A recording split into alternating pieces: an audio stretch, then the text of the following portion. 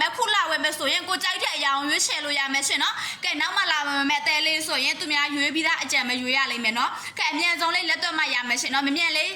ဆက်သွယ်ပေးမှမယ်ဆိုရင်ဖုန်းပြောမယ် YouTube ကြည့်မယ် TikTok Facebook အကုန်ဘတ်ဆောင်သုံးလို့ရမယ် tablet လေး mobile လက်ချက်ပဲစော်အောင်လားလုံးဝကိုအဆင်ပြေတယ်အမခန့်ချက်ကိုတစ်နှစ်ပေးထားတယ်ဘူးပကင်ပိတ်အသက်ဆက်ဆက်ကိုရောင်းပေးထားတာစကန်လုံးဝမြောင်ပါဘူးရှင်နော်ကဲအသက်ဆက်ဆက်ပါကင်မှာဒီဈေးလေးနဲ့ရဆိုလုံးဝကိုတန်နေပြီကွာ2,000နဲ့ mobile လေးချက်ကလည်းစော်လို့ရအောင်မယ် tablet ကိုလည်းကာရအောင်မယ်စင်ကလည်းထပ်ပြီးအသုံးပြုလို့ရအောင်မယ် wifi only လုံးဝမဟုတ်ပါဘူးရှင်နော်ကဲမှာယူချင်တဲ့ဆိုရင်တော့အမြန်ဆုံးဆက်သွယ်မှာယူပေးမှရမယ်မှာမယ်ဆိုရင်ဒီပေါ်မှာဖုန်းနံပါတ်ချပေးထားမယ် Viber နဲ့ဆက်သွယ်လို့ရတယ်ဖုန်းဆက်ပြီးမေးလည်းရပါတယ်ရှင်